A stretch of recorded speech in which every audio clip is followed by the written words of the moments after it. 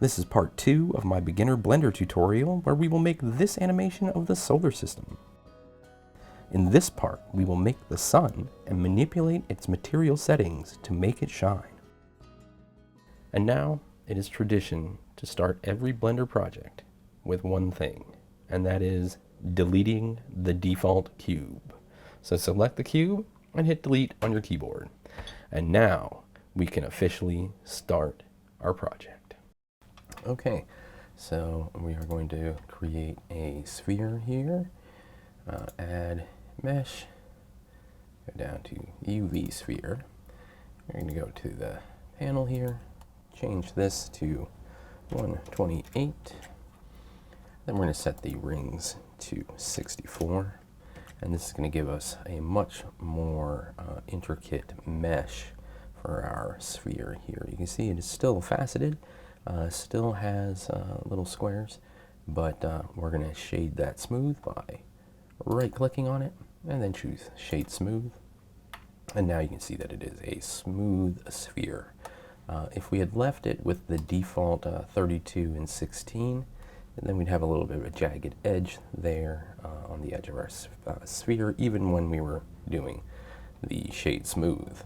Okay, so next, what we're going to do is set up a material on this this thing. We don't need this light over here that comes in the default, so go ahead and delete the light. All right, so now we've got a camera and our sphere.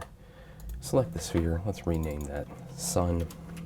So now what we need to do is we need to slap a material on this sun. So here is the material properties section here. Click on that, and then click on New to generate a new material, and we're going to name that Sun.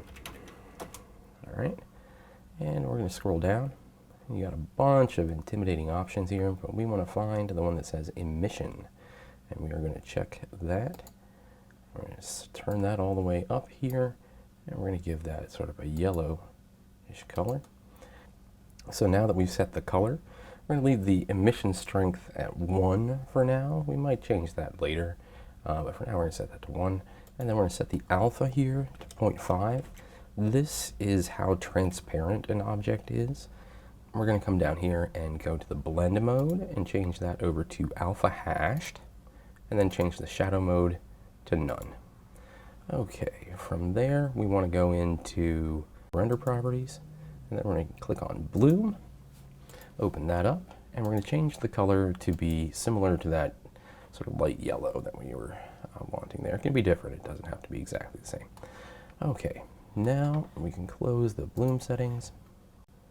Okay, so we've made all these changes, but we're not seeing any difference in the 3D view over here. Our spheres looks exactly the same. So what we have to do is we have to change the display here. So you've got a few different options up in the corner here. There's wireframe, which will show you just the wireframe mesh of your object. Then there's the solid shade. This here is like a preview that uses a default HDRI, which is sort of a default lighting setup that gives you an idea of what things are going to look like, but it's not your final render. So we want to actually look at the rendered option here, because this is actually going to show us what our final image is actually going to look like. So there you see we have this nice sort of yellow sun. That's pretty cool. Well, there are some things that we want to make some changes here, because look, space is gray in this thing, and we want it to be black like it is in the actual universe. So go over to the world properties here, and we're going to change the color. Slide this down. So what we want to do is we want to make it a bit bigger, since it's supposed to be the biggest object in our solar system. So let's scale this up a bit by hitting S on the keyboard, and then you can drag the mouse to increase the size, or we can pop this panel out here on the side, and then you can change the dimensions of it actually just by typing stuff in. So let's make this 15 meters across. Ooh, it stretched it. Then 15, and then 15.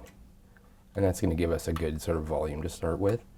We need to add in a light. So you're going to choose light, and then point light, and that's going to be right there in the center on this 3D cursor here is where it's going to get created. So it's inside of our sphere right now. We want to increase the size of it, so go ahead and hit the Object Data Properties light bulb, and we're going to pump this thing up to 1,000,000. The best way to do that, though, is instead of typing out a bunch of zeros, we're going to delete that 0, and we're going to put an M in front of the W. So now we're putting in 1 megawatt rather than having to type in 1,000,000 watts. And it does the conversion for you. So now you can see a dramatic difference in the way our sun is rendering. So now it actually has this glowing property, and you can actually see sort of it glowing around around where we are.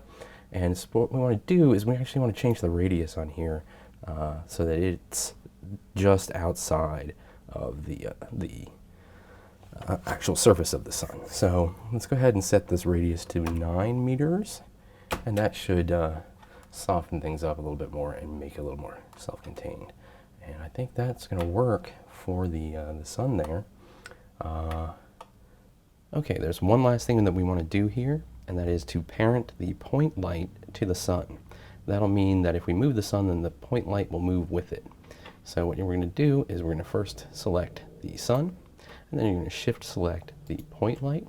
And you see that the sun is the active element because it has the lighter sort of orange. The darker orange is an inactive element that's also multi-selected. This one is the active one. So we want the sun to be active. And then you're going to hover your mouse over the 3D viewport and hit Control P on your keyboard and set parent to object. And so what that does is that now the light, that point light, is now underneath the sun. And so if we just select the sun and hit G on the keyboard to grab the object and move it around, the light goes with the sun. That brings us to the end of episode 2. In episode 3, we'll start making the planets, and we'll continue learning a little bit about materials and image textures.